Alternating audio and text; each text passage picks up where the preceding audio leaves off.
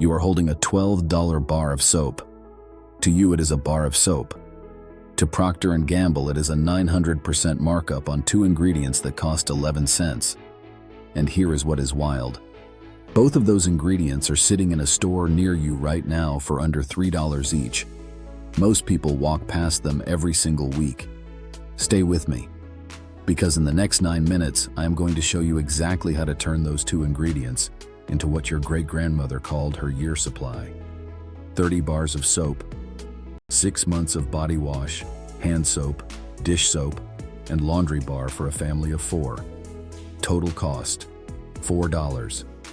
And your skin will feel better because of it. But before I show you how, you need to understand how we got here. Because this is not a coincidence. This is design. Here is the secret nobody talks about. Every commercial soap bar on that shelf is mostly water, synthetic fragrance, and petroleum-derived surfactants. The actual cleaning molecule, the one doing the work, makes up less than 15% of the bar.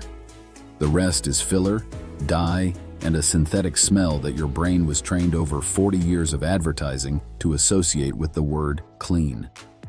Think about that. You do not actually know if your skin is clean. You smell it.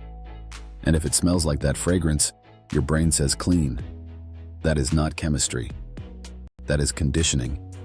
Your nose has been trained to validate a markup. In the 1950s, Procter and Gamble figured out something brilliant. They could not patent lard. They could not patent lye.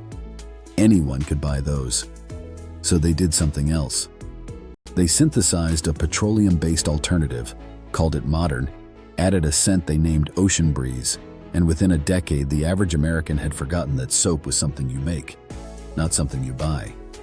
Before 1950, every farmhouse in America made its own soap. Every single one.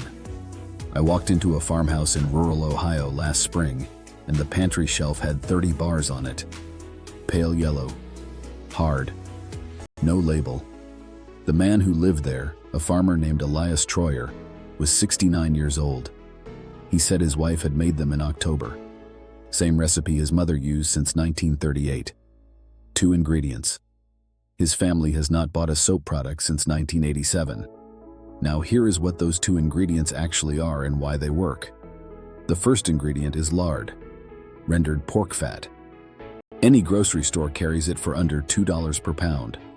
Lard is a triglyceride, a fat molecule made of 3 fatty acid chains attached to a glycerol backbone. Those fatty acid chains are exactly what the saponification reaction needs to produce a soap molecule.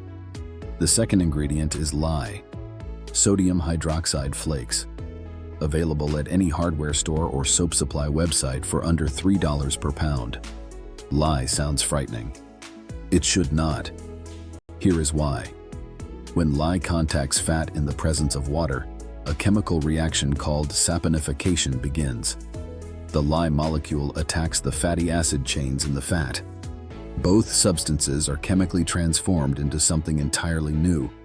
The lye disappears. The fat disappears. What remains is sodium soap, a completely different compound that is neither lye nor fat. Your great-grandmother was not afraid of lye. She understood that the finished soap contains none of it. Your commercial soap bar contains petroleum derivatives she never would have put on her skin. Think about which one should actually frighten you. Now here is exactly how to make it. The ratio is precise. For every pound of lard you use 3.17 ounces of lye by weight. Use a kitchen scale. Weight only. Not measuring cups. Wear gloves and eye protection when handling raw lye. Dissolve the lye slowly into cold distilled water, never the reverse. The reaction is exothermic. It will heat immediately. Allow to cool to room temperature. Melt the lard gently until fully liquid. Allow to cool to room temperature as well. When both are at the same temperature, pour the lye solution slowly into the lard while stirring.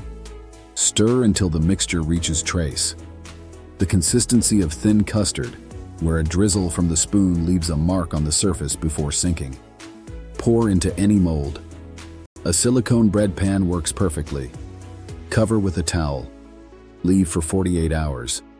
Unmold. Cut into bars. Stack on a shelf with air circulation on all sides. Wait 6 weeks. The 6 weeks is not optional.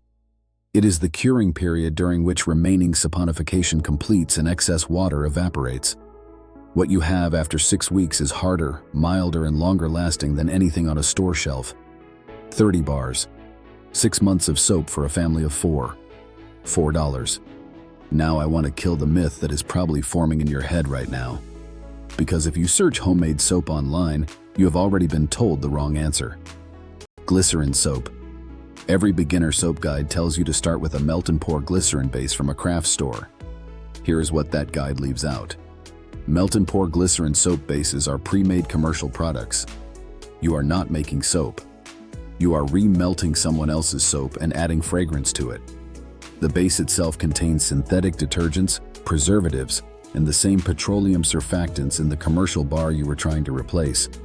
Worse, glycerin soap melts faster in the shower, dissolves faster in water, and needs replacing 3 times as often as a properly made lard and lye bar.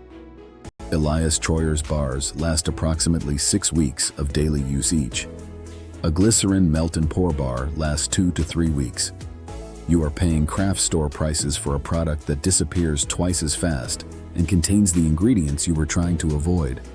Skip the glycerin base entirely. Lard and lye. That is the complete ingredient list. Now here is the part most people miss, and it extends one $4 batch into a complete household cleaning system. The same base recipe with one modification produces 3 completely different products. For liquid hand soap and body wash, use potassium hydroxide instead of sodium hydroxide at the same ratio. Potassium hydroxide produces a soft soap that dissolves in water to fill any dispenser. For laundry detergent, grate 2 bars of your finished hard soap on a cheese grater.